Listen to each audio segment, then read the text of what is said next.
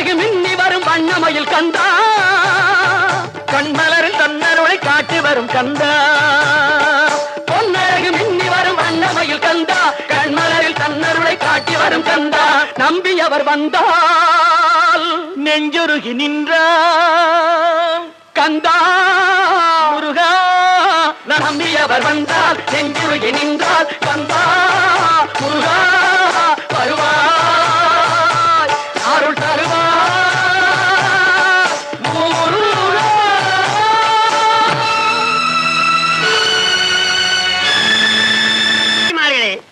பெரியோர்களே, வள்ளியம்மையை திருடன் துரத்திய பொழுது விளக்கணிந்து எப்படி? மின்சார கோளாரா? இல்லை, இது எப்படி?